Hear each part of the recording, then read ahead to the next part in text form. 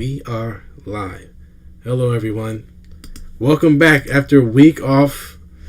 The great B&T return. Well, We have returned. there's a reason for Very that. back edition. And you know what? I think that's where we're going to start. Well, for those who don't know, there's this thing going around. What's it called again, B? Yo, that thing's called COVID. And although we don't even live in the same city, we managed to contract it on the same day. So last Tuesday, I unfortunately caught COVID, and apparently so did Brian.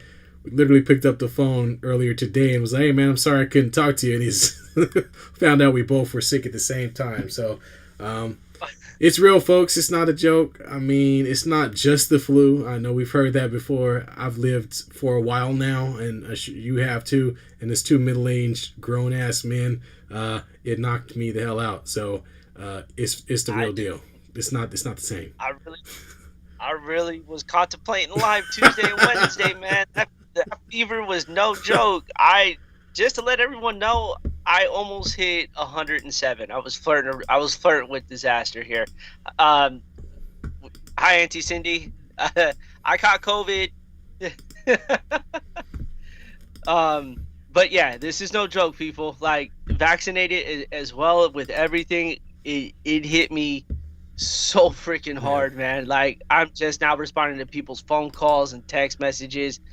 People who called me and were checking in on me, dude, they were so short conversations because I didn't have energy. Right. And even just getting up and going to the bathroom it was difficult, man. I was just like, I was so exhausted. Like, I had carried 1,000 pounds on my back just to go to the bathroom, all just to lay in bed and sit in my own sweat because it was so goddamn hot. Man, the funniest thing for me is I got up to 104, which was rough too, and the chills, the fever, and then the following congestion and all this just stuff, man. But Yeah. dude, the fact that my kids have little to no respect for the fact that I'm sick is really what topped it off for me. I mean, they're still running around and jumping, especially my littlest one. It's just like, dude, I'm not well, and my wife caught it too, so it's like, we're not well, and my son's just bouncing around, throwing stuff, flipping over things, and jumping over the back of couches, like, no respect. Children are the ultimate gangsters, man. They have no respect for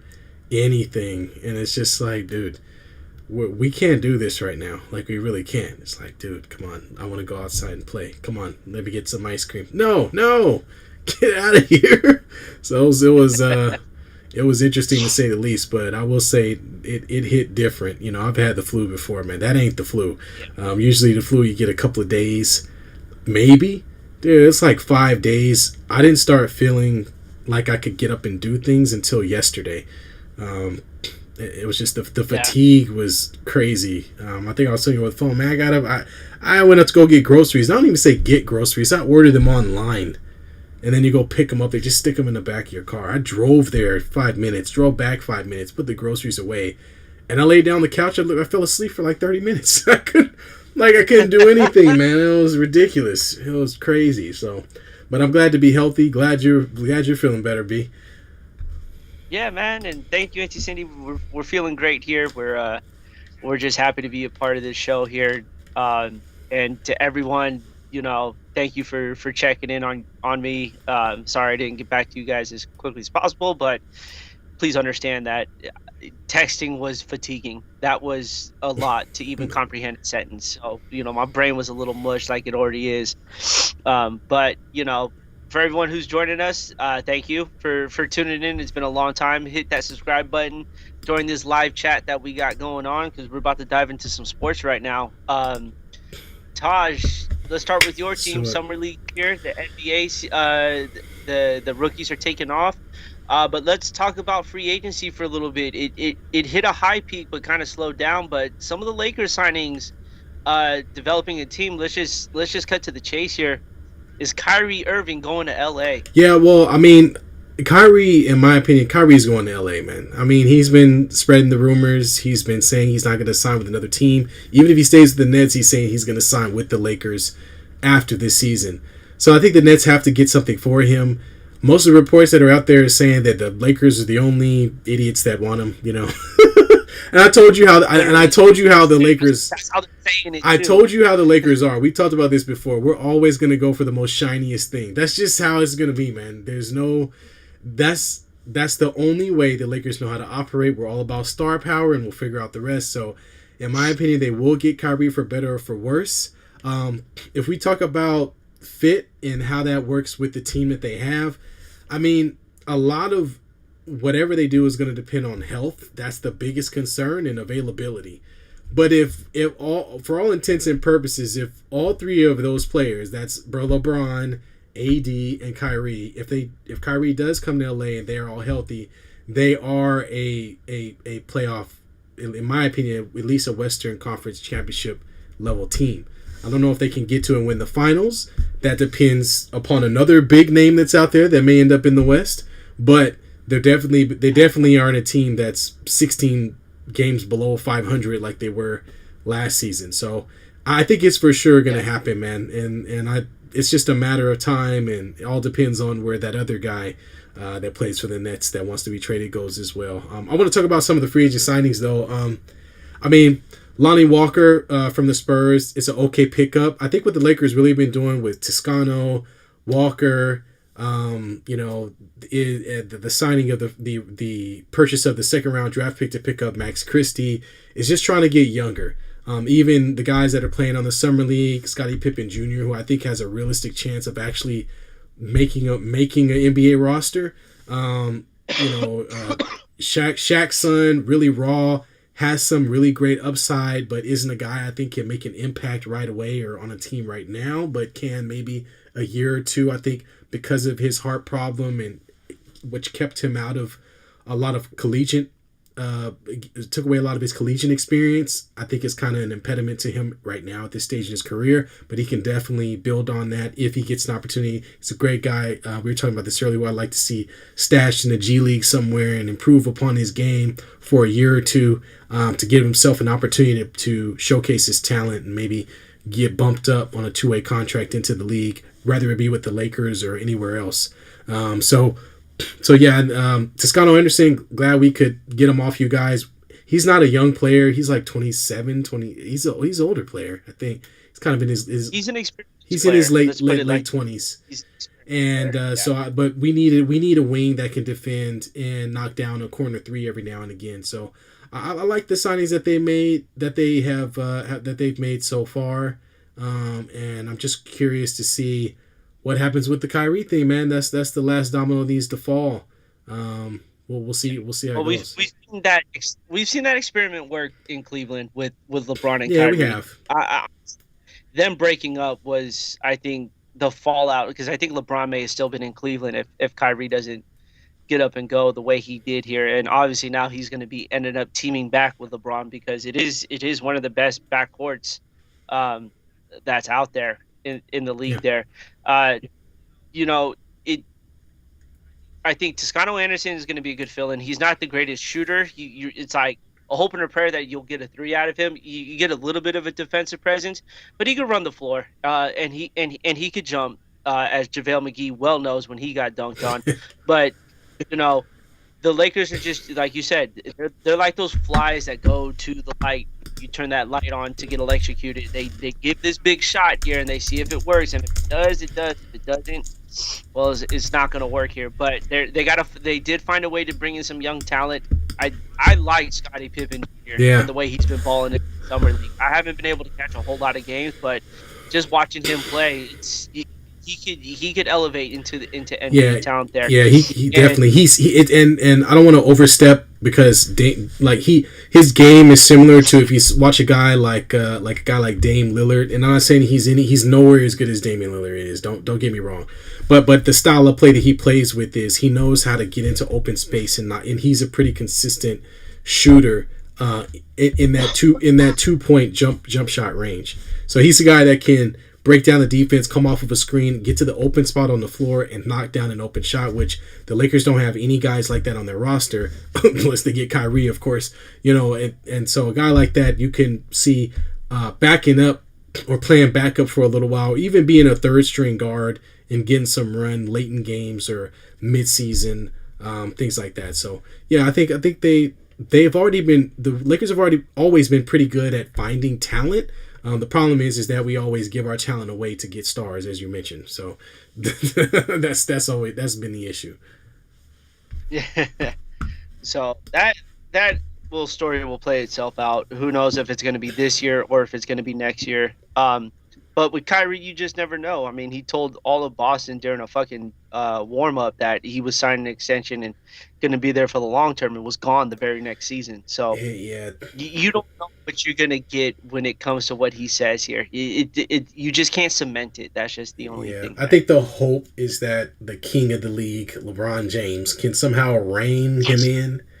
And I think that's what the Lakers are hoping for, because I think Kyrie is one of those guys. If you don't have somebody, you don't have anybody that can hold him accountable, then it's just going to go off the rails.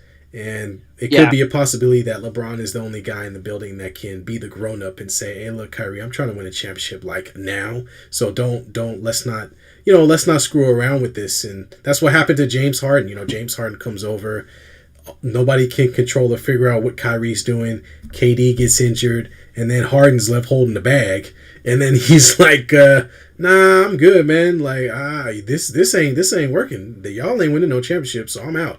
And so, I think that's what the Lakers are hoping for, is that LeBron could be the adult in the room and get Kyrie to at least stay focused long enough for them to compete for a championship. exactly. So we'll see. They still, to this day, they are just, well, trash right now. Yeah, well, yeah, exactly. They got AD out there doing shooting videos to prove that he actually still knows how to play basketball. I saw that, man, and Like, I'm like, dude, you guys, no one's in front of him. He's not playing defense. He's not in front of 19,000. I don't think all that shit right it's now. okay, AD. It's okay. We believe you, man. Like, just please don't fall to pieces 25 games into the season. And the Lakers picked up Damian Jones too as a center who I think is going to be a young athletic center who can catch up lob. He actually played for the Warriors for a little bit, if I'm not mistaken. Did he? Um, did Damian Jones have a stint with you guys? He may have had a small stint. Yeah, It wasn't this he year. was with us for a little while too on a 10-day contract. But again, AD's not going to play center this season. He's going to play at the four. We picked up Thomas Bryant, who is a kind of a stretch five that played with the Wizards last year.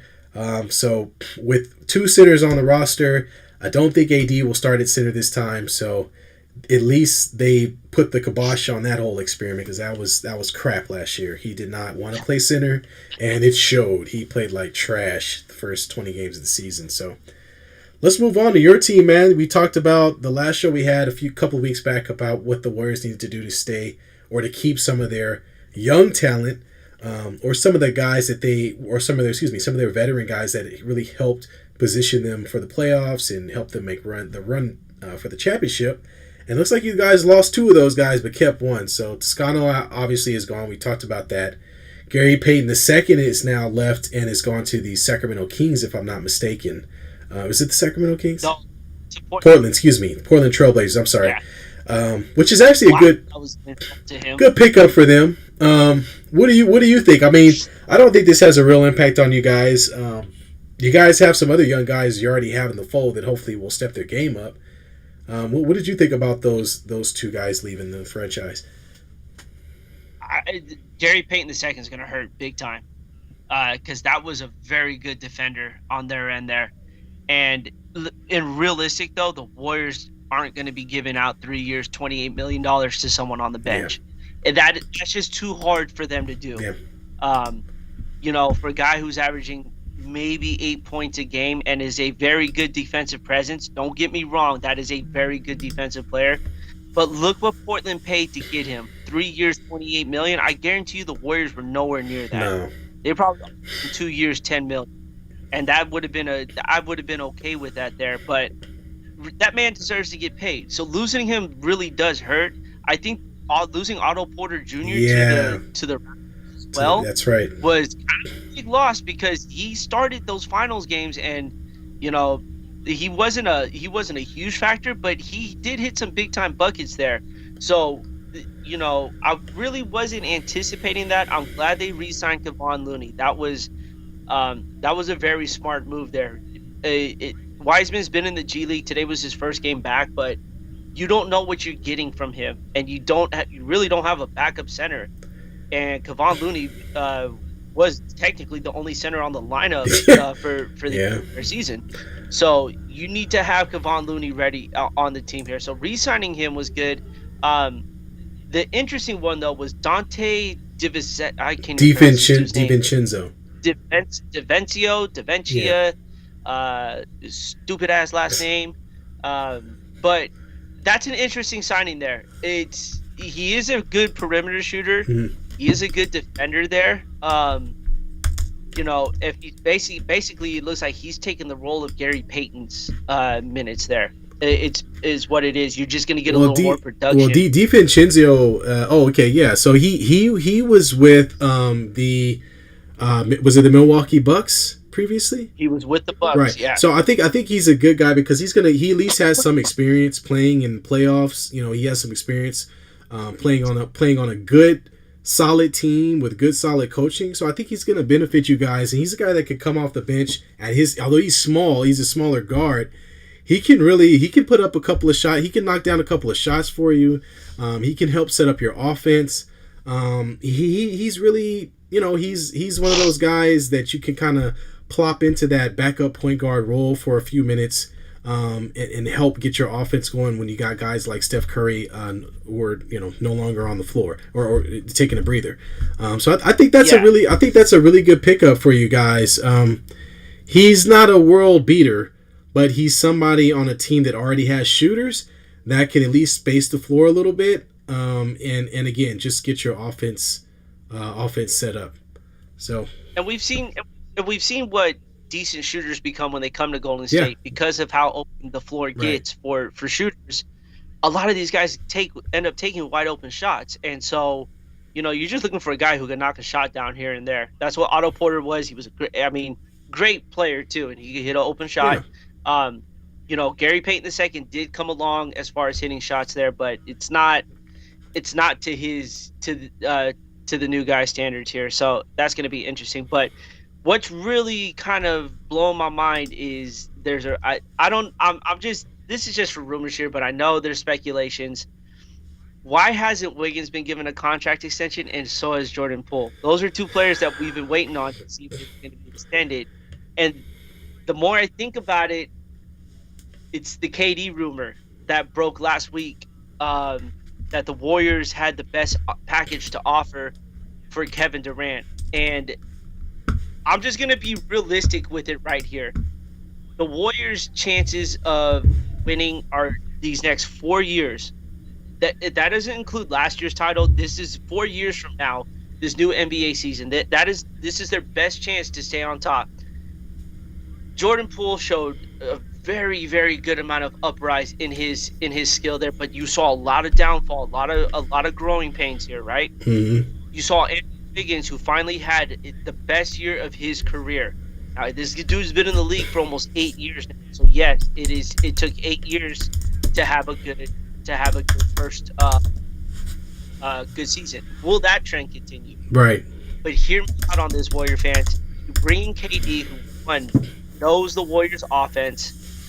The system isn't going to change for him. The biggest thing for them is the patching up on the way everything ended between sides here. But if upper management is sitting there going, if we could bring in still a really good scorer into this lineup here and see what happened, 4 years ago, why wouldn't you take that risk? Are you looking to win now, or are you just saying, hey, this isn't rebuilding for the Warriors? There is no rebuilding. It's championship nows. It's defining the Big Three's legacy, which is Draymond, Steph, and Klay. How many more titles can they win? Can they really get to 7? That's the number that I think that they need to shoot for, is 7. And do you want to bring in a guy who can kind of help you get to that point?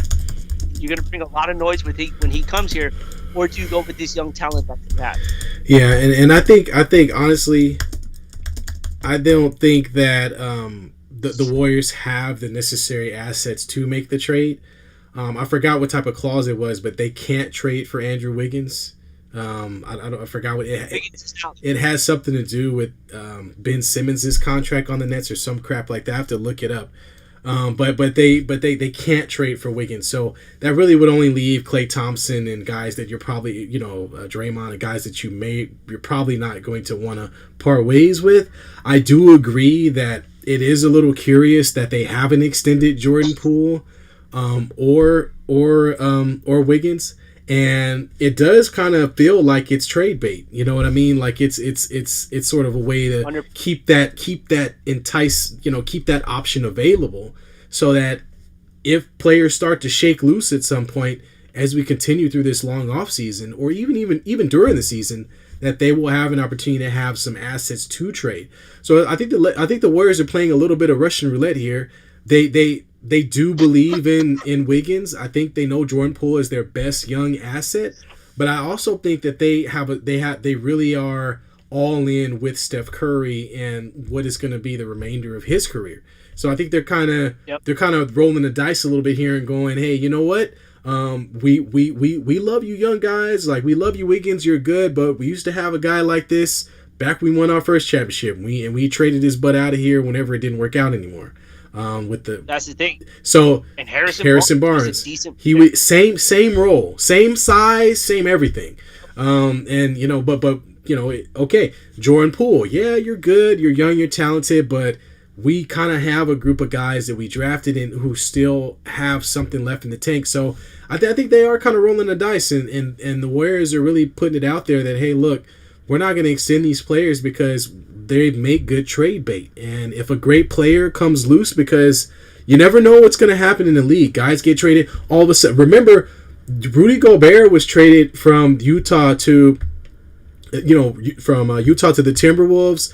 Joe Ingles, who also played with Utah, decided he's gone. He's going to the Milwaukee Bucks. What happens if tomorrow or next week Donovan Mitchell wakes up and goes, you know what? I don't want to play here anymore. This is dumb. I'm out of here, dude. This team sucks. We've already tried this for 7, 5, 6 years, whatever, and we haven't been able to do anything. Light bulb, right? Now all of a sudden, the Warriors are in a position where they can say, you know what? Let's go barking up that tree. Here we have two assets. One that's a young asset that's could be an all-star as early as next year. We have a guy who was an all-star and a potential all-star in picks. Let's bring Donovan Mitchell in, and we'll figure out the rest. These are real possibilities. So I think the Warriors are being smart by saying, look, you did great for us, but we're not gonna pay you right now, because we want to see how the rest of the league shapes, especially when you got such a huge domino in the NBA right now that has yet to fall, and we'll kind of get into that as well. Yeah, and to piggyback off of that, look at the past draft picks, even in these championship runs. Patrick McCaw was That's right. He started off high. I remember Patrick when McCaw. he was sports, right? Yep. Then he goes to Toronto and he's absent after Nothing. that. I'm not saying Jordan Bell was a great player. He was decent though. Yeah. He had a lot of uprise. He had a lot of development, but he wanted to take off. So he goes to Minnesota and his career ends after that. And then he comes back to Golden State and it doesn't really work out for him. Right. You don't know what these players are capable of if they were to leave the system now, or if they stay in the system. You don't know that after 1 year does not sign an 8-year contract. That's how the Warriors are looking at this right now. Is you got hot commodity right now with these guys here. What can you get something that's gonna last you a little long, or are you gonna roll with this here? Right. That's how I'm seeing it, because they haven't made a move yet. And with KD still out there, that just leads me to believe that they are still entertaining the thought of bringing him back. Am I a fan of it? No, but that's not what the upper management is worried about. Or they're more worried about is how many more championships can we put in that rafter before this is all said and done.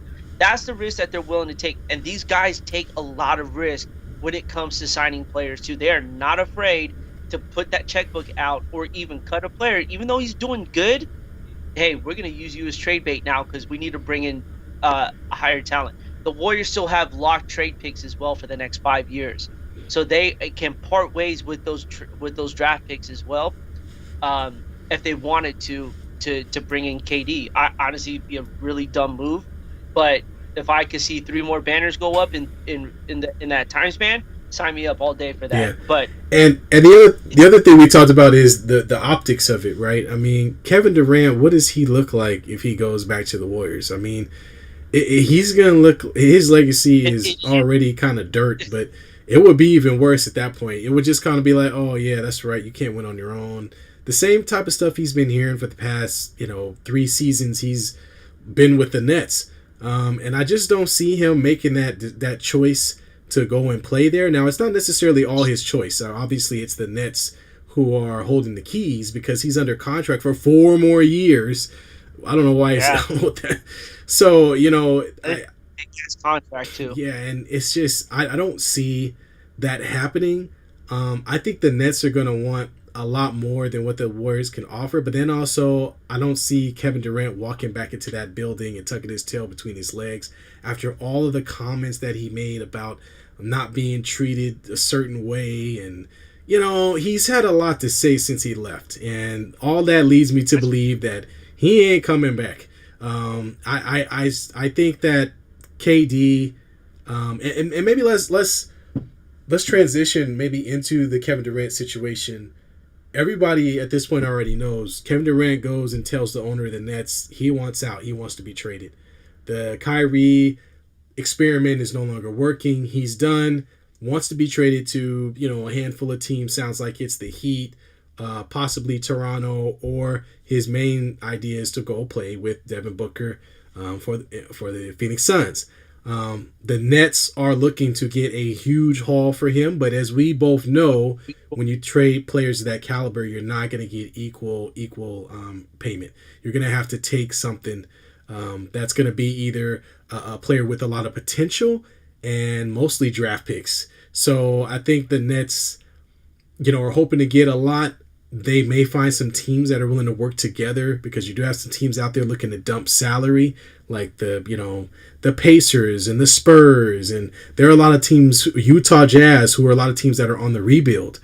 So hopefully they can find that multi-team deal. But when it's all said and done, Kevin Durant will not be a net. I know there have been some reports out there about the possibility of, maybe KD stays after Kyrie goes and they get something for Kyrie. No, that's not how Kevin Durant works. If he said he's going to leave, yeah. He made his bet, went to ownership and told them already. So why would you want to try to bring him back when he doesn't want to be there? It's a wrap. So I think that's the biggest domino that has to fall. I'm curious to know. I mean, the Nets thing is a disaster. I would hate to be the GM for the Nets right now. His job sucks. He just has to find the best deal that he can for Kevin Durant. In my humble opinion, I think that Kevin Durant ends up going to one of the teams that he chooses. I don't see this being a Kawhi Leonard situation where the Spurs said, forget you, we're not trading you to where you want to go, where you're going to the Raptors. Although that didn't work out for any of them, now did it? Well, either way, it didn't work out. But Kawhi only had 1 year left on his contract. That's the difference. KD has 4 years. So this is going to be a really, really tough trade to pull off to get the assets that the Nets need to fortify themselves for the next 5 years. So in your opinion, B, let's play Couch GM. You're Sean Marks, the GM for the Nets. What do you want? You want the future or you want right now? What are you looking for in this trade? You need the future. You're in a rebuilding stage because either this year or next year you're losing Kyrie. That's imminent. You're losing KD. Ben Simmons, you don't know what the hell's coming out. No, we haven't forgotten about him, right? And all you've done to kind of fix things is you re-signed Patty Mills, and that's it. You signed T.J. Warren. I don't know. Again, that's it. Yeah. You're in a rebuilding stage. The Nets thought that this was the greatest thing to ever come to them. All this has done is blown up in their face, like when they got the old big three from Boston. That's right. Kevin Durant. Kevin Garnett and Paul Pierce. Man. Ray Allen. all went to Brooklyn, and Boston ended up with picks that turned into the team that they have now. That's what that's what the Brooklyn Nets need to do now. They got to redo it Good again. job, Danny They Ainge. Good job, Danny Ainge. they oh, dude, it's terrible. It's just absolutely terrible, and you can't recover from that. Right. What do you have to do now? You have to re-blow this team up again to attract. Right now, if I was a basketball player, Brooklyn's not a destination for me. It's not. It will not be a destination for me to go to. So, um, who knows what's transpiring in that brain over there. But if I was them, I go for the future. You can't win now. Yeah. You're not winning now. You're not winning next year. You're not winning in the third year. But if you start developing now through that, you may start winning soon. So that's how I see it. There is they got to just go for the future. And forget that all this happened. They need to restart playing. Yeah, I kind of agree with you. I do think they need to get some players for right now, though. And the only reason I say that is, well, you built a $1 billion stadium about 6 years ago, and plopped it right in the middle of New York. You compete with the Knicks, who, although are trash, continue to sell out their stadium. And I think they got to continue to put butts in the seats. The Nets don't have any of their picks for the next couple of years, I don't think. They've got to find a way to recoup those losses from those players, and recoup what they lost from the Kevin Garnett experiment as well, because they're still suffering from some of that. So I think they need to find one good player. It either needs to be an all-star or perennial all-star, and then get as many picks as humanly possible for Kevin Durant, and take get those expiring contracts or fat contracts off of your paybook. So Joe Harris, get him out of there. The Steph Currys of the world, all these players you had, that's why I say the signings with Patty Mills, I don't understand that, because for me, I will be looking to clear my books entirely. I wouldn't be looking to re-sign anyone. I know they kind of are thinking, hey, we got to stay competitive at least for, this upcoming year. But in my opinion, Ben Simmons, all these guys, I would have them all on a block. And I would be looking to find assets for them. And really just, like you said, just start over, find some assets that find someone who has some potential, not named Ben Simmons if he even has potential anymore, and suit those guys up and just put out a product that people can believe in. Don't worry about stars. You've already tried that. If they can do that and then push forward, get a lot of draft picks, and I think that's the best they can hope for. They're not going to get 2 all-stars. They're not going to get a bona fide all-star back unless it's a three-team trade that sends somebody from someone else's team to them. I just don't see it happening. So they got to develop another all-star. Yeah, exactly. They got to develop. So exactly. Sucks to suck, Brooklyn, you losers. That's twice you've tried, and twice you've struck out and missed. So where the hell does this guy go? He's not going to Phoenix anymore because they just re-signed Devin Booker and gave his ass basically Kevin Durant's money. Yeah, well, they could still trade for him. It's just that what will the Nets get what they want in return is the question. But the Nets want Devin Booker. That's the thing. They're not getting him. No, they're not getting him. So they're not going to entertain that anymore. And then you could think of Miami, but does Miami want to part ways with Bam Adebayo and potentially another number one for Kevin Durant? Like, realistically, it's hard to say where he's going to end up going. Yeah, it is tough. I mean, I still think he might end up with Phoenix.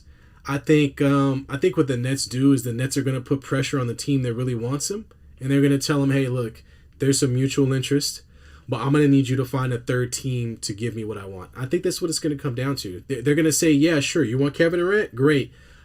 Here's what I want. I want one perennial all-star or all-star talent player. I want I want 4 draft picks, 2 of them first round. The other 2 can be swaps or second, whatever. It doesn't matter. And that's what I want. And they're going to say, hey, Phoenix, go get it for me. Like, go find the third team to facilitate this trade. And that's when you get into talks with, okay, well, let me go talk to, Oklahoma City, or let me go talk to the Pacers, or let me go talk to the Utah Jazz. And you start saying, okay, well, what can we get over to them that they'll be comfortable with taking? They might want our first round draft pick, but can we get another first round draft pick of somebody else and then ship another player there? So you might see players from the Nets going out all over the league. Who knows? But I think it's going to take more than one team in order to get the Nets the assets that they're looking for. I don't see any situation at all where the Kevin Durant is going to be traded to a team and the Nets get an all-star player back. I don't think there's a team out there right now where that's going to happen. It's too late for that now. Yeah, it's not happening.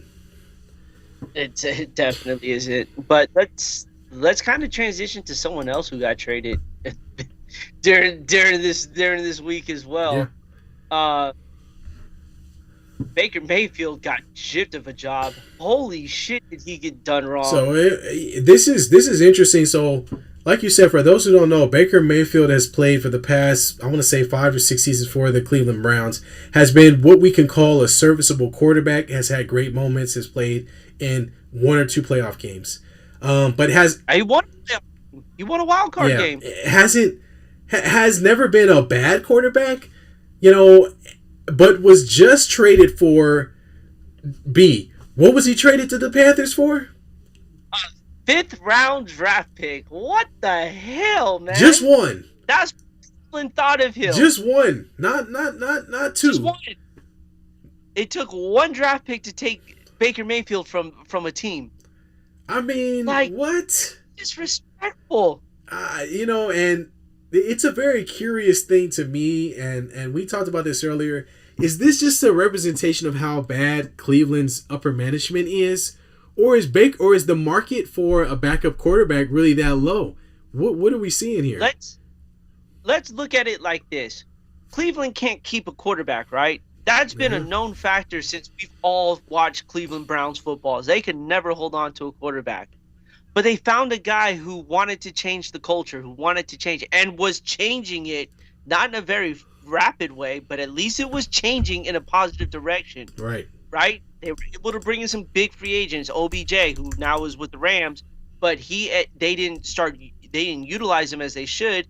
They brought in Jarvis Landry, who's now with the Dolphins, though. Mm-hmm. I think he went back home to the Saints. Jarvis Brown? I'm sorry. I think he went back to the Saints there. Jarvis Landry.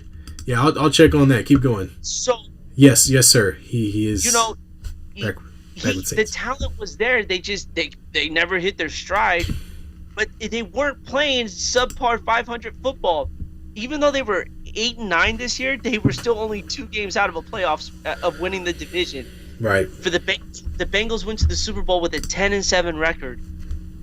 So being 2 games out of a division race still isn't bad. You finished in 3rd. You beat some really good teams. And you found a quarterback who wanted to be there. What quarterback wants to go to Cleveland besides Deshaun Watson was going because it's the only place he was getting a contract. Right. But now he may play. And that's what's curious about all this is you have this situation with Deshaun Watson where you don't know if he's actually going to play next season. The NFL has yet to make a decision. I don't know what's taking them so long. And you get rid of a guy who would have been your potential backup quarterback and would have allowed you to play even a whole season, half a season, or whatever it is, and still be able to put out competitive football for your fan base. Now that guy's gone. And here you are in this weird place where you don't know if you're the guy you paid, what is it, $100 million to... $100 million for a guy who not played 1 year of football. Who's likely going to miss a good chunk of the season, if not the entire season. You're gonna spend the whole time without him, and you're gonna have a very, very crappy level of play for him. Not to mention what players you're gonna lose along the way because of this. What players you're gonna end up trading away because they're gonna go through a lame duck season, which may not even be competitive.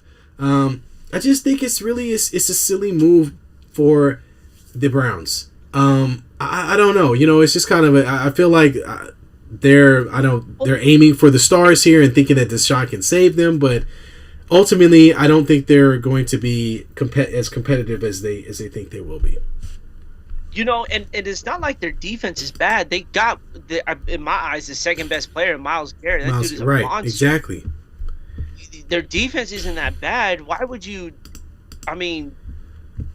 just trade someone away for a 5th-round draft pick? Imagine if he stays, he plays a good, right? Yeah. Deshaun Watson gets suspended for the first half of the season. So he comes in and he keeps him within playoff contention, right? Yeah. His trade value goes up 100%. Right. Yeah. You traded away a disgruntled piece of your team because you guys made him feel like he didn't need to be there anymore. Right. Which was weird because he wanted to be there. Like, that didn't make any sense. And then you bring in Deshaun Watson, who we don't know who's going to play. So now this has a domino effect to the other QB who needs a job. Or, he has one, but he's not. They're not going to see him on the field. That's Jimmy G. Yep. Now, if you thought the Niners thought they were getting terrible. They were getting 2nd and 3rd round draft picks, and Cleveland just got a 5th-round draft pick for their quarterback. They're starting. And I'm saying that Jimmy G is the world's greatest quarterback. I'm not saying that Baker Mayfield is better than Jimmy G, but look what they just got for him. Right. So this ambition that the Niners have of getting a top player, a 1st-round draft pick, that's all out the window now. Yeah. You're not getting anything for Jimmy G because the other quarterback just went for a 5th-round draft pick. Oh, man. And I guess he wasn't on the 49ers radar. So off he goes to the Panthers to play for a meddling Panther team. But again, given their division, well, I guess Tom Brady's back, but their division is kind of whack anyway outside of the Buccaneers. So I just find it, I just think it's really strange, and it really is looking like at this point that the 49ers are going to have to dance with the girl that they brought. And we talked about this over the phone. Jimmy G coming out of the Patriots was not everybody's most hot pick, but it was for the Niners. And we're talking about a guy who I think had maybe 8 starts playing behind Tom Brady, and the idea was he was from the Patriots system, and he was this good-looking guy, and he said all the right things. But let's be honest, his value was not as high as what his contract was whenever they first got him. And so now you're kind of paying the price for that.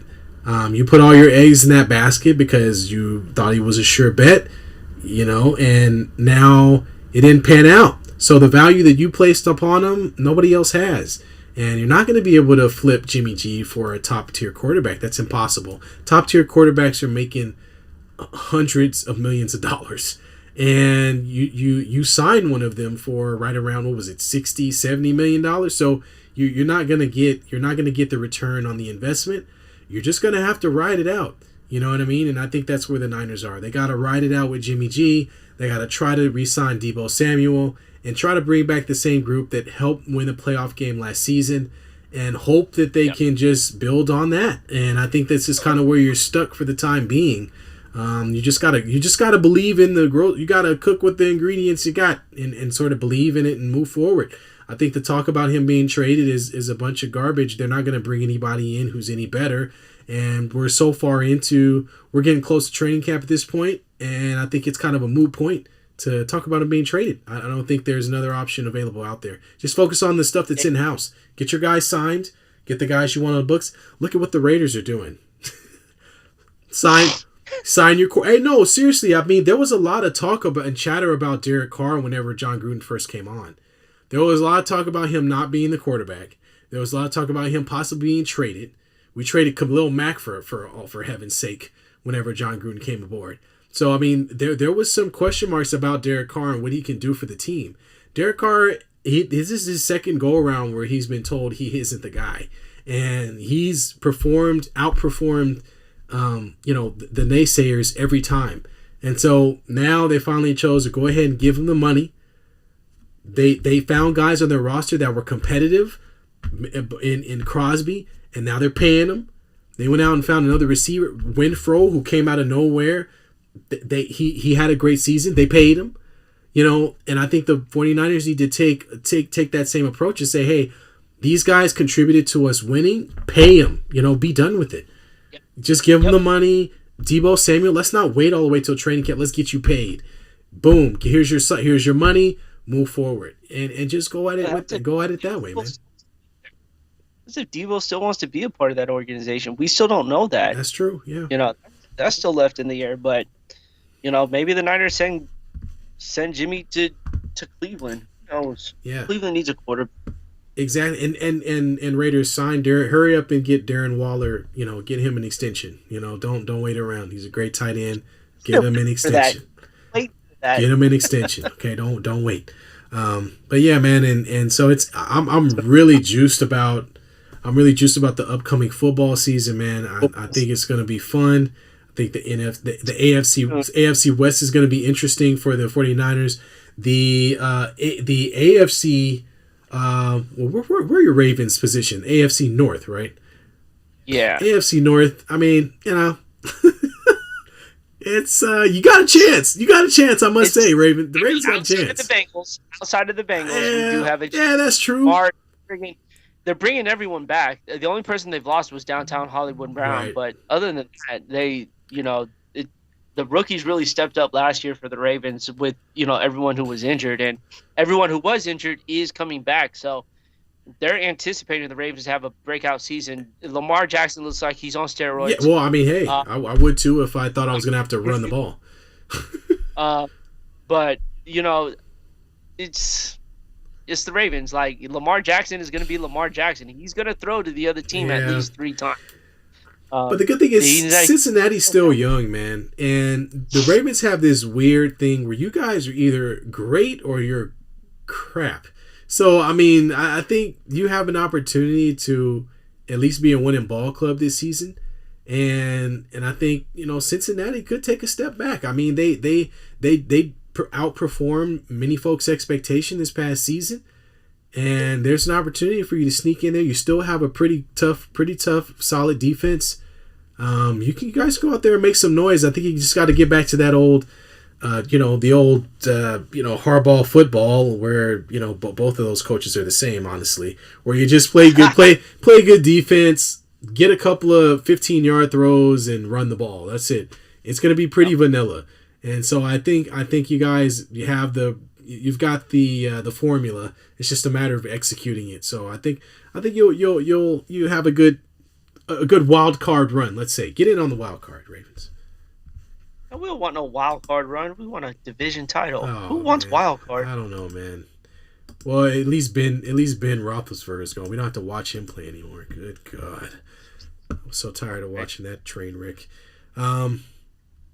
So moving on to.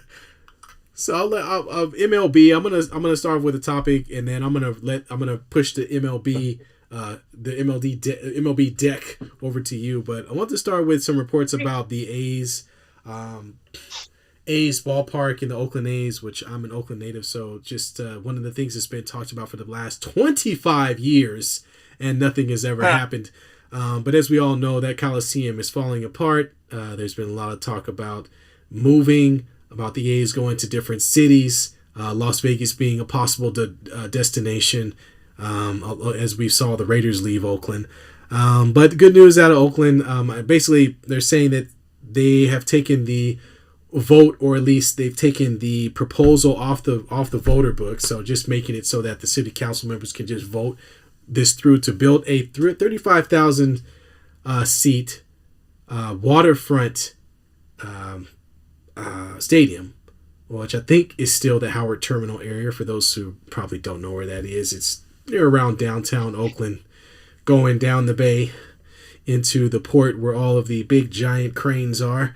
But it's be a beautiful site for a stadium, not too dissimilar from what the Giants currently have. Curious if it actually happens, though. It's been a long time coming. I'm curious. The A's have been the odd man out in Oakland. There are no more sports there. They're the only one left. Do you think this actually happens, or do you think that the A's find themselves in another locale, more probably in Vegas, or do you find them? Or do they stick in Oakland? They cleared two minor They hurdles. they're gone. You realize they need money to make this happen, Right. and Oakland ain't got the money. And this isn't a knock on Oakland at all. It's a small town market. You need big market money to make this happen. Yeah. It's not gonna happen.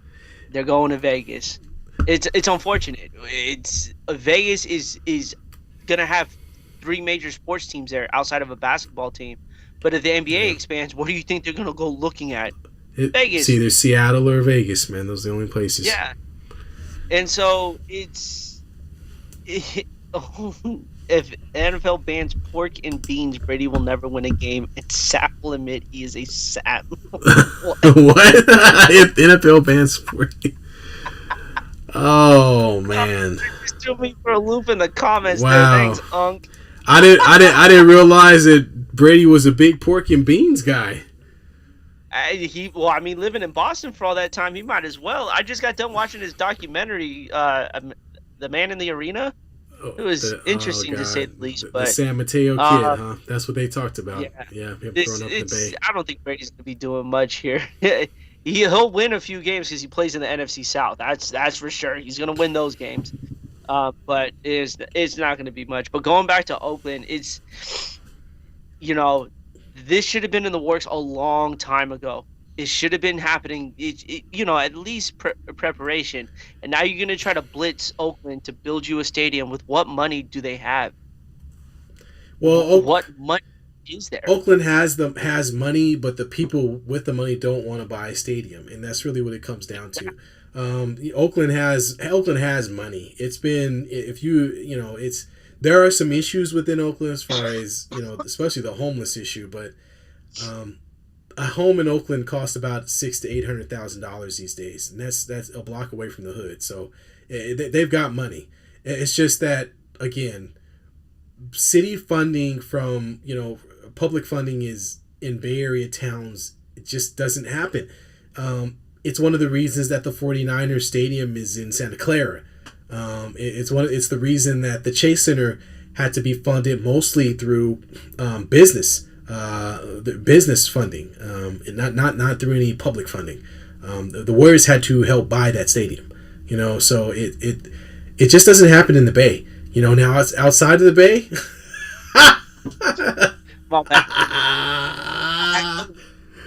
My brain cells ain't don't drop the soap.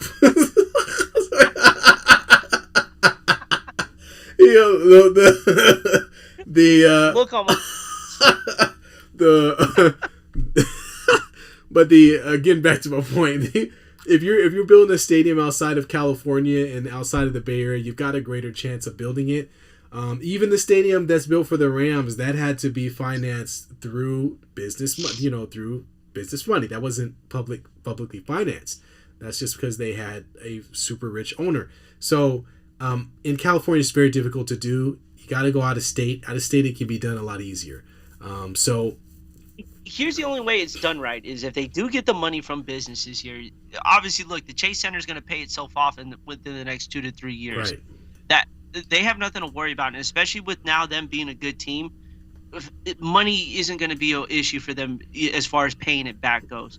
If the A's do this right, which is a very long shot, they can make this money back. Yeah. MLB will give an all-star game because it's a brand new stadium, and every sporting event does that. They all get a brand new arena, you get an all-star game. It comes to you to help fund for this year.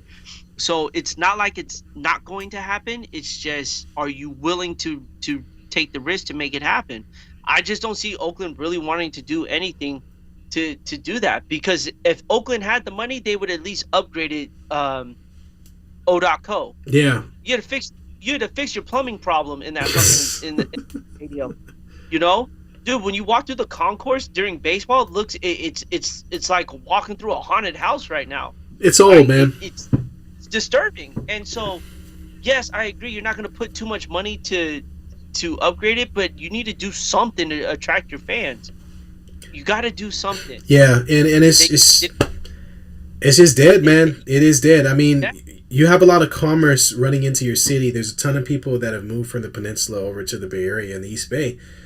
you got to be able to bank on that. You got to be able to take that and make money off of it. And I think the city has failed to do that. They've been more worried about, protecting taxpayers and other things, like trying to make sure that we build rubber houses for homeless people. Now, I'm not trying to get political, guys, so don't get mad at me. But there are a lot of different things that money has been diverged into, which still really doesn't do much. The schools still suck, and they're still trying to fight off different areas, and gentrification can only do so much.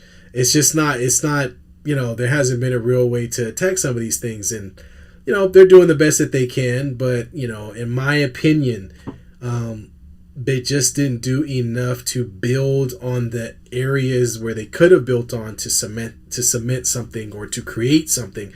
Think about it like this. The Ram Stadium, right? Built right in smack in the middle of the hood.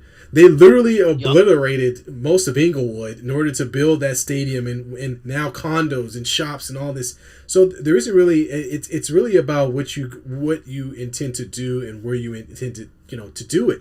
And stadiums these days are not just stadiums. Stadiums are center points or hubs for surrounding commerce. So now when you build a stadium, it's about building shops. It's about building condos. It's about building this and that. And Jack London is a great example of that. Once the money started rolling into Oakland, they started building high-rises around downtown Oakland like they were going out of style. And if you go over there now, you can see them. They're everywhere.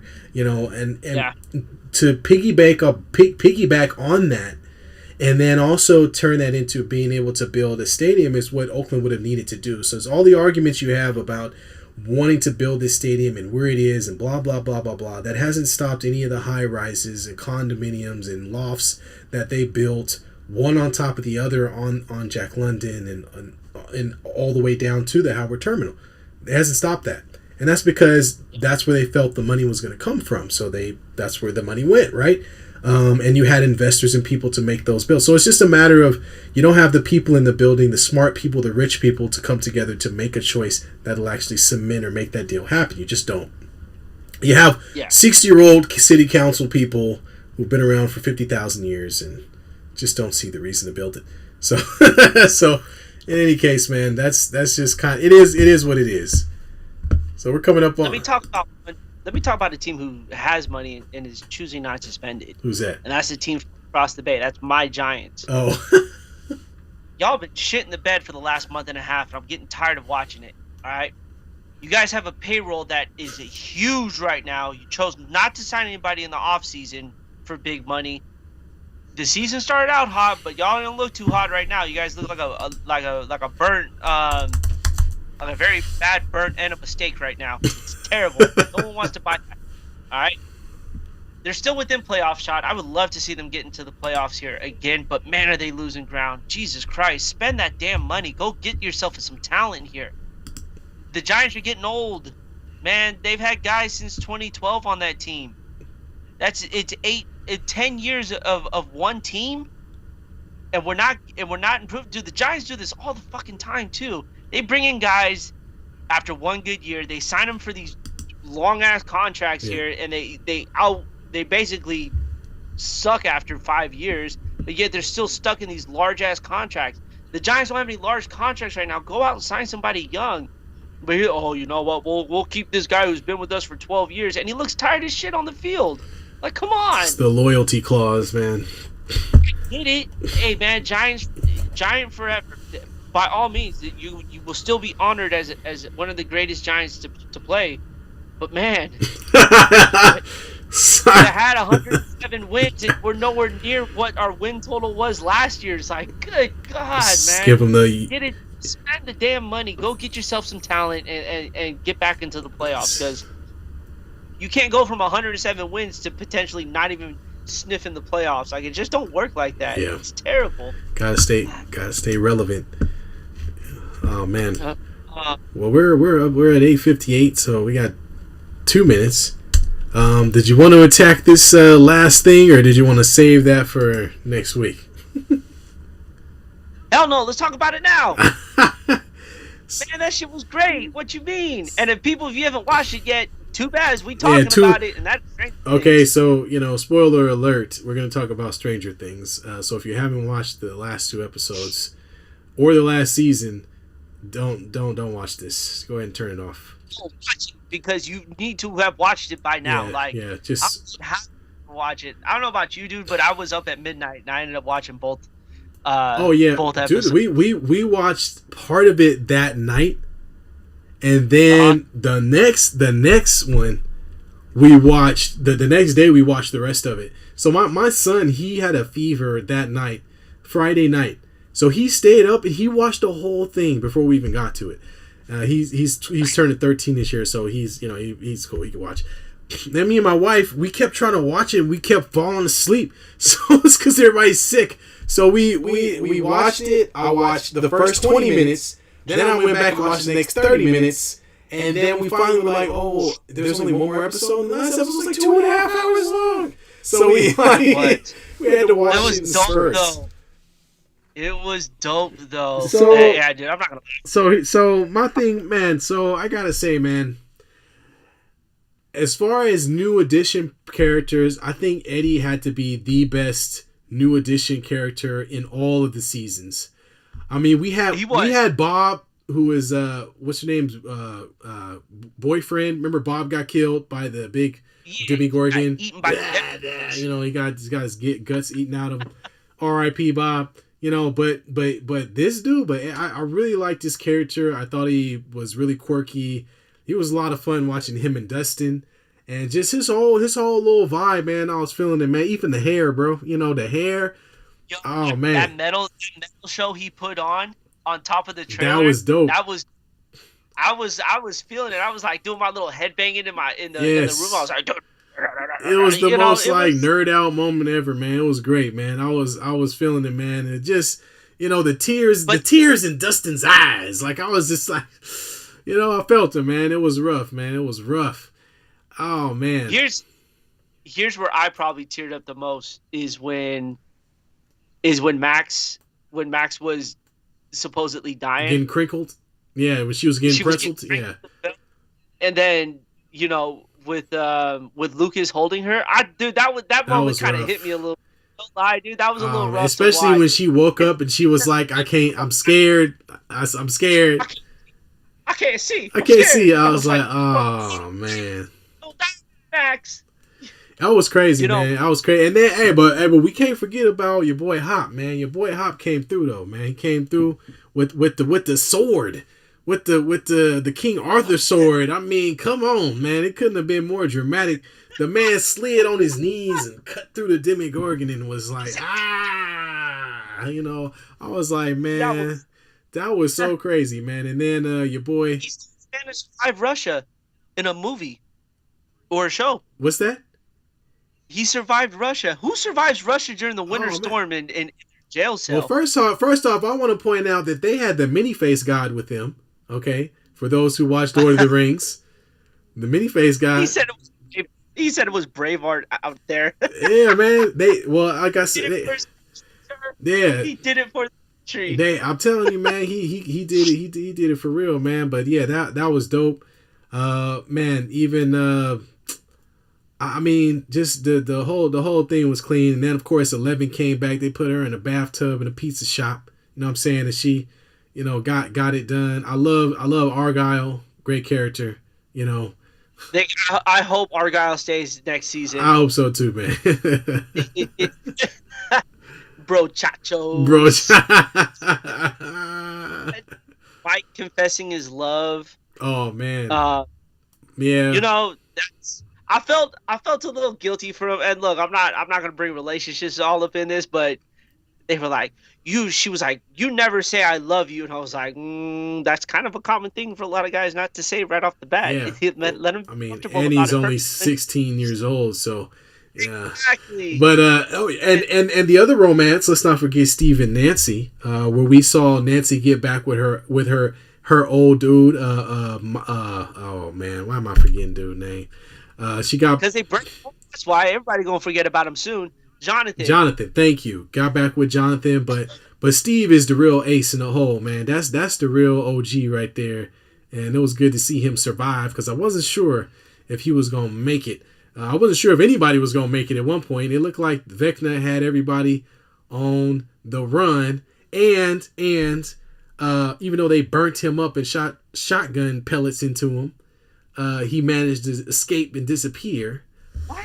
You know, why did nobody try to kill him after he fell through the roof? Like, I know, man. it's Like, they stood there instead of going to the window. Like, dude, it's like killing Michael Myers. You just don't. Once he's down, you just don't walk away. You need to chop off the head, as they said. That's what they say in Michael Myers movies. You got to chop off the head. that's right. But I'll tell you this: Steve's acting when he was getting choked out by the upside down world was pretty pathetic. He looked like he was on a motorized seat. First off, that goofy girl, Uma Thurman daughter, that goofy girl that running around with it. What's it? Is it Robin? Robin, yes. Oh my God, I'm looking at her like, man, if you don't stop running in circles and almost tripping on stuff, like you were making this really hard for me. You know, like please get your left leg and your right leg in order, man. Like she was driving me crazy. Vanguard lighting up the chat, man. That's my brother. Thanks for chiming in. What's up? Hey, what's up, Bill? What was your favorite moment in season 4?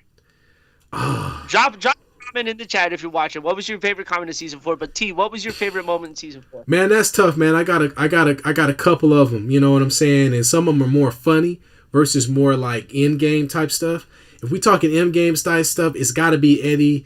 Final moment on top of the RV in the underworld doing this thing on the guitar. That's like a very Stranger Thing remember moment. If we're going to talk funny, it's got to be Elle hitting that blonde girl on the head with that skate, man. I'm sorry, man. That was rough. That was funny. Damn, dude. Like I was like, dude. You took it right out of my mouth, man. That was my dude. I never laughed so hard when she got busted with that skate. I know it's bad, but everyone it's a show, so they were acting. But she got busted in that skate so damn hard. I was like, yeah, that was awesome. But then I was like, damn, that girl got fucked up royally just now. Man, got messed up. We got Black Vanguard 11 getting her powers back. Yep. And then Eddie. Yep. 11 getting her powers back. That was cool. Yeah, when she finally got it together. She was like, ah! Just grabbing helicopters. Wow. You know, like I was like, okay, all right. On top of the trailer. Oh yeah, 100%. That was. And then he shouts out Chrissy. This is for you, Chrissy. Exactly. And he starts meddling with Metallica. That Hey, can we talk about your boy who was fighting my man, who was fighting my dude, the crazy dude with the gun. He wore his members only jacket his varsity jacket the whole show. The white dude, you know what I'm talking about. Tomboy. Can we talk about how he just got burnt alive by the cracking in the ground like it was nothing? Like it was nothing. I was like, damn. Like they didn't have to do him like that. Like that was like he's just laying on the ground all concussed. Burnt, dead, end of story. I was like, wow, okay. I mean, right? man. I thought he was gonna at least survive, maybe like have a storyline. But I mean, I thought somebody was gonna kill him. Like I thought he was gonna get killed by somebody, but man, he just went like he was like, damn, he got split open like a fucking pie, dude, and it was just like, that's it. I saw that. Like, oh, that's collateral damage. It was like Vecna burned through him like a Cheeto in water. I was like, man, that was. Talk about Lucas. Lucas did give him some punches. Yeah. I thought Lucas was getting his ass handed. Yeah, I was like, come on, Lucas. Come on, your sister could have did better than that. You know? Kudos to the sister, though. Kudos to the sister. To the little sister who got jumped by homeboy, but was like, nope. Nut kick, pow. Got she smacked homeboy in the nuts, too. Right. She said, and then just smashed his face with the flashlight after that. Yeah, she wasn't playing, man. I like her character, man. I think she's going to have a big role in season 5. Lucas's sister is going to have a big role in 5 here. I think so. Let me ask you guys this. This is the burning question here. Is Max dead? So I'll give you my theory. We talked about it on the phone. I think that 11 did something to keep her alive, obviously, right? I think Max is still in the upside down. I think she's You think she's she's still in in the there. upside down world? Yeah, she's still there, and I think I think they're gonna have to like. I think the next thing is gonna be her figuring her own way out of where she's at into her own body, or or somehow they're able to find the the upside down version of her and pull that out. I don't know, but I still think she's in the upside down. I think she's dead. You think she's well? She's unconscious. She's still alive, but she's But here's the unconscious. thing. So, yeah, she brought her alive. When 11 went back to the hospital and she went inside of her mind, there was nothing there. But there was nothing else happened after that scene. Yeah, that's true. It just kind of panned away. Um, I think they're gonna open up the show and she's dead. That's just my honest opinion, though. The other idea is that they close the portal and find a way to reverse everything that happened. So I think that's the other idea. The other idea, the old. That's straight out of Marvel right there, Hey, sir. that's 80s horror for you, right? I mean, if they find a way to close the entire portal so that it doesn't exist and it don't exist, the upside down no longer exists in Hawkins at all, does that reverse all of the stuff that previously happened? So I think that's another idea, and we could be looking at the very end of the next season being her waking up after they destroyed the entire upside down. And the Duffer Brothers came out and said that season 5 is it. Yeah, no, it's gotta be. It's gotta be. Yeah, I agree with that too, 100%. Now here's my other question: does Will confess his love to Mike? Nah, man, it's not happening, dude. It's not happening, bro. It's not happening. And I'll tell you why, man. Because here's my problem with it. Look, I'm just gonna say this, okay? I don't have a problem with Will being gay or whatever's going on with him. Obviously, that's what's happening because he's crying for no reason and staring out windows all the time and rain on his face. Look like he's raining all on his face. Just looks sad all the time. And so do his brother, by the way. Looks sad all the time. But anyway, my issue is that they didn't make him as pivotal as a character in this particular season. And I don't mind that he's going through whatever he's going through, but make him so that he has some real impact with the rest of the crew. Like, don't just alienate him from the crew and just be like, just because he feels different, he can't participate. That don't mean he can't participate and help stuff happen. Like, get his butt into the fray. Make him a part of what they're doing. And that's what I did not like. I did not like that they put so much emphasis on him being different and so much emphasis on who he is. That doesn't matter. What matters is, can you help us do what you... Because if you go back, Will was the first person to be in the Upside Down. Will was the one who was actually possessed by the Mind Flayer. He should be the most influential player in understanding how Vecna, the Mind Flayer, and all these Demogorgons work. But instead, they put him on the bench and made it seem like, oh, well, he's just going through something because we got to think about him being gay. That's not that important. Put his behind, take him off the seat, make him stop crying about himself, put him in the game, and make him a part of the overall plot of the storyline. I don't like that. Yeah. Your brother made a comment here. He is though he can feel the upside down, they didn't do that to the end, the very last episode. When he goes, Vecna's hurt, but he is still here. Like, where were you? It's a little too late for yeah, that. where were you 3 episodes ago? You know what I mean? Like, he could have been a pivotal part of what they were doing. I just felt like they put him on the back burner. He was staring out the window and crying and trying to confess his love to Mike. He was hoping Mike would break up with 11, but that's not gonna happen. I don't even know if that's what it is, man. And I don't think that's what's gonna happen. But I do think whatever's going on with Mike, that they need to make him a part of the plot. He needs to be Will. Excuse me, not Mike. Will. They need to make Will a part of the plot because Will was the first one in there. He was the one that's all centered around. And we need to bring Will back into the fold, make him a part of the team, man. Bring them back together. I wonder. I don't think I have any other theories about it. Who dies? Oh, it's got to be somebody close to the cuff. It's got to be close to the cuff. we have 2 years to figure this out. I think Will die. I Yeah, think Will dies. you think Will dies? Yeah. Ooh, that's gonna be a big one. I think somebody's going to have to take on a heavier role than 11 in this next series. I think Steve. Oh, your brother said Will. He agrees. I think Steven dies. You think Steve dies? I Yeah. think Steve dies. Or He's we could flirted with all be wrong, and the powers and the other side dies with 11. Oh, Because that's the only way to close the loop. that's a big loop for 11 to close too. That's Well, gonna she take a lot out opened of her. it. She opened it. So, like, I think maybe she has to sacrifice herself to kill Vecna and close the final gate for the upside down.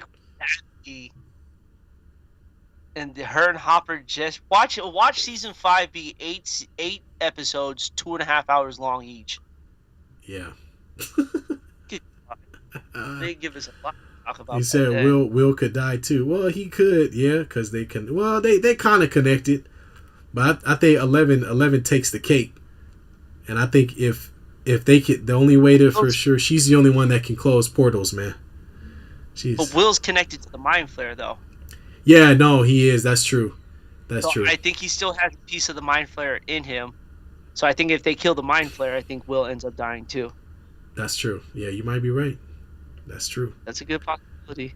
Oh man, they can't. Good stuff. Good stuff. Can't keep us waiting for 2 years. That's hella rude. Rude. So, anyways, that was right on, dude. It's been good to come back after a week and a half and a week of COVID later. Man, it feels good to be back. Yes, sir. Well, I think that's all we got. Bees. His cough's coming back, so we gotta get moving. I'm dying, man. If you enjoyed the show, like, subscribe. If you know someone that you think would enjoy the content, send them our way. Invite them to watch a few of our episodes. Again, like and subscribe. We will be back next week. Hopefully, we can get back on our regular schedule. We'll be talking some great stuff as more of the NBA unfolds. And also some other outside the box type stuff. You know, we always got something new. We didn't even get a chance into the NCAA and how that all unfolded. We'll have to dive into that next week. Yeah, let's do it. We will definitely do that. All right, y'all. I'm gonna go cough my lungs out and get over this COVID. Taj, you do the same, man. Oh man, I'm actually feeling a lot better, man. I'm just gonna go eat me some dinner and pretend like I don't have to work tomorrow until I wake up tomorrow morning. You know. All right, y'all. All right, everyone. Out.